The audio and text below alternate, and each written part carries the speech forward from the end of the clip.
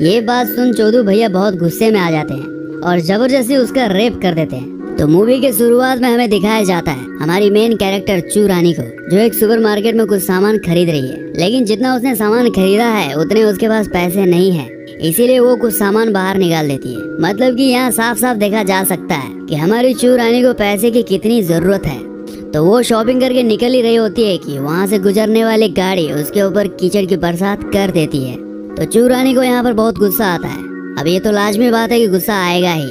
उसे गुस्सा इसलिए आ रहा था कि उसके पूरे कपड़े गंदे हो चुके हैं, मतलब बात तो एक ही है। तो भाइयों, वो गाड़ी वाला बाहर आकर उसे माफी मांगने लग जाता है, लेकिन चू रानी उसे गाली दे रही होती है। तो गाड़ी वाला भैया बोलता है, मुझे माफ कर दीजिए, मैं अपनी गलती के लिए आपको $1500 देने के लिए तैयार हूँ। चू रानी को बात मजाक लगती है क्योंकि उसके लिए अभी $1500 बहुत बड़ी रकम है। तो वो उस बात को लाइट लेते हुए वहाँ से गाली गुनगुनाते हुए चली जाती है। तो घर आकर देखती है कि उसका पति चौधूराम मजे से बैठकर अखबार पढ़ रहा है। एक्चुअली चौधू भैया कॉलेज में प्रोफेसर का काम करता है। चौधू भैया को बैंक की तरफ से एक नोटिस आती है। चौधू ने बैंक से कुछ लोन लिया था और उसका किस्त टाइम पर देना भूल जाता है। अब बैंक इसके लिए उसका घर जब्त कर सकता है। चौधू हमारी चू रानी पर चिल्लाता है, उसे बोलता है कि इसके बारे में उसको याद क्यों नहीं दिलाया, जबकि चौधू भैया ने चू रानी को उसके बारे में कुछ भी नहीं बताया था।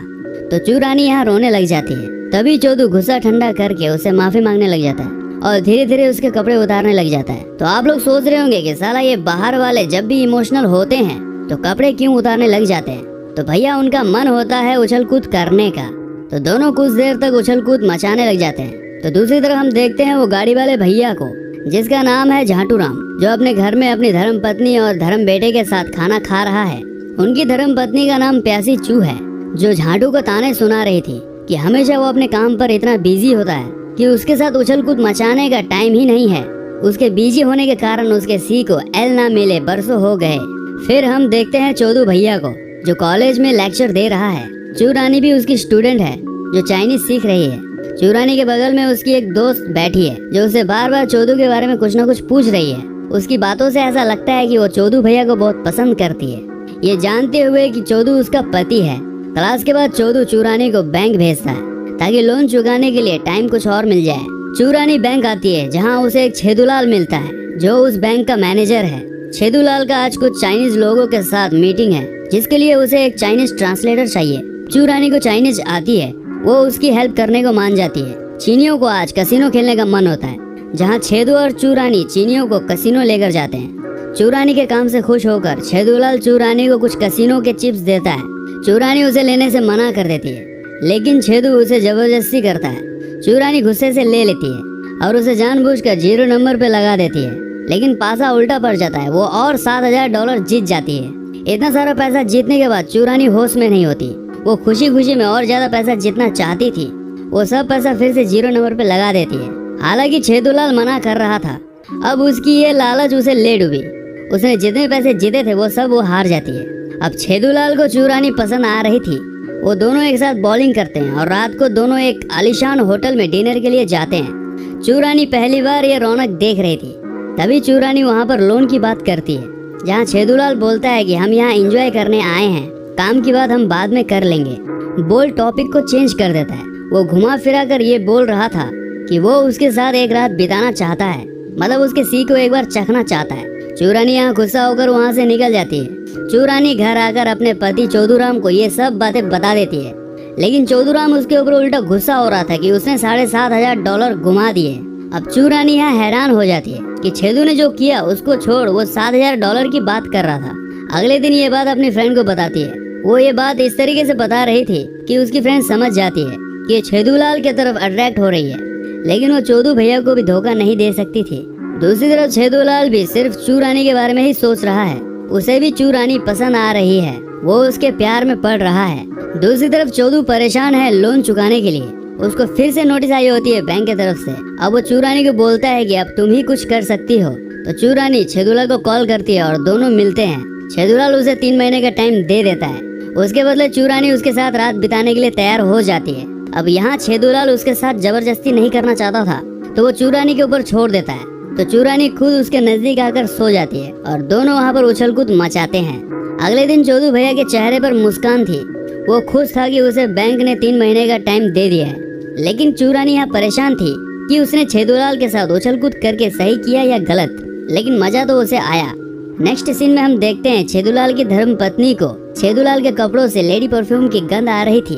फिर अगले दिन छेदूलाल चूरानी को कॉल करके मिलने के लिए बुलाता है। पहले तो चूरानी मना करती है, लेकिन कुछ देर बाद वो मान जाती है और दोनों मिलते हैं और फिर से उछल कूद मचाने लग जाते हैं। कुछ दिन बाद चूरानी छेदू को कॉल करती है, लेकिन फोन स्विच ऑफ था। उसे मिलने के लिए वही होटल में जाती है जहां उन्होंने उछल कूद मचाया था, लेकिन वो वहां पर भी नहीं आया होता। ऐसे ही कुछ दिन और बीत जाते हैं, लेकिन छेदूलाल का कुछ आता पता नहीं था। दरअसल छेदूलाल का बेटा बहुत बीमार है, इसीलिए वो चूरानी को इग्नोर कर रहा है। अब चूरानी को यहाँ कोई भी कॉल आता है तो उसे लगता है कि ये छेदूलाल का होगा। अब यहाँ चूरानी छेदू के बिना नहीं रह सकती। वो उसकी याद में काफी कमजोर हो जाती है। उसका पति चोदू उसका ख्याल रखता है और उसके साथ उछल कूद करना चाहता है, लेकिन चूरानी उसे नहीं देती और उसे बोलती है कि वो छेदू को बहुत चाहने लगी है। चोदू को ये बात सुन बहुत गुस्सा आता है। वो उस पर चिल्लाता है और उसे घर से निकाल देता है। चूरानी छेदूलाल को कॉल करती है और जब उसे ये बात पता चलता है कि चूरानी घर और पति को छोड़ उसके लिए यहाँ आई है, तो फटाफट छेदूलाल वो मिलने के लिए आ जाता है और उसे एक नया फ्लैट देता है रहने के लिए। उसकी दोस्त वहाँ पर आती है और उसे बोलती है कि छेदू तुमसे शादी करेगा या सिर्फ तुमसे टाइम पास कर रहा है। चूरानी के पास इसका कोई जवाब नहीं था। दूसरी तरफ छेदूलाल की पत्नी को पता चल जाता है कि उसका अफेयर चूरानी के साथ चल रहा है। छेदू अपने बेटे के सामने वहाँ पर कुछ भी नहीं बोलता। रात को चूरानी और छेदूलाल दोनों एक साथ होते हैं। चूरानी पूछते है कि वो उसकी लाइफ में क्या मायने रखती है। छेदू बोलता है कि तुम मेरे लिए बहुत खास हो, जिसे मैं कभी गुमाना नहीं चाहता। चूरानी को ये बात सुन बहुत अच्छा लगता है, क्योंकि वो भी यही बात सुनना चाहती थी। चूरानी छेदूलाल को बहुत ज्यादा प्यार करने लग जाती है, जैसा कि उसने कभी चौधूराम को नहीं किया। दूसरी तरफ चौधू भैया उसके दोस्त के साथ रहने लगा है। चूरानी अभी भी चौधूराम के लेक्चर को अटेंड करती है। पूरे कॉलेज को इनके बारे में पता था, इसलिए चौधू उसको यहाँ से दूर जाने को बोलता है। चूरानी घर आकर छेदू को कॉल करती है, लेकिन वो नहीं उठाता। तभी डोरबेल बजती है। उसे लगता है कि छेदू होगा, पर वहाँ चौधूराम आया था। चौधू भैया बोलता है छेदू तुम्हें सिर्फ पैसे दे सकता है, मगर प्यार नहीं दे सकता। चूरानी बोलती है कि मुझे इससे कुछ फर्क नहीं पड़ता, बात कुछ भी हो, लेकिन मैं उसे बहुत ज्यादा प्यार करती हूँ। ये बात सुन चौधू भैया बहुत गुस्से में आ जाते हैं और जबरदस्ती उसका रेप कर देते हैं। चूरानी छेदूलाल को बुलाती है और उसे सब बात बता देती है और ये भी बोलती है कि वो प्रेग्नेंट है और उसे ये नहीं पता कि ये बच्चा किसका है। फिर भी वो इस बच्चे को जन्म देना चाहती है। यहाँ छेदू उसकी बात पर एग्री करता है। चूरानी यहाँ खुश थी कि वो जो भी चाहती है उसका सपोर्ट छेदूलाल कर रहा था। छेदूलाल घर आता है, उसकी बीवी पी रही थी। उसको बोलता है कि उसकी गर्लफ्रेंड प्रेग्नेंट है। उसकी बीवी मन ही मन बोलती है कि कांड किया है तो होगा ही ना। अगले दिन छेदू कुछ गुंडे भेजता है चौधू को मारने के लिए, क्योंकि उसने चूरानी का रेप किया था। यहाँ चौधू का ख्याल रखती है चूरानी की फ्रेंड। दूसरे दिन चौधू छेदूलाल को मारने आता है, उसके ऊपर गोली चलाता है, लेकिन चूरानी यहाँ रोक लेती है। अब इसके बाद कहानी स्किप होकर कुछ महीने आगे चली जाती है, जहाँ छेदूलाल चूरानी और उसके बेटे के साथ टाइम स्पेंड कर रहा है। ये सब लोग एक बहुत बड़ी पार्टी में, जहाँ चौधू भी होता है। वो चूरानी के पास आकर बोलता है कि वो आज भी उसके लौटने का इंतजार कर रहा है।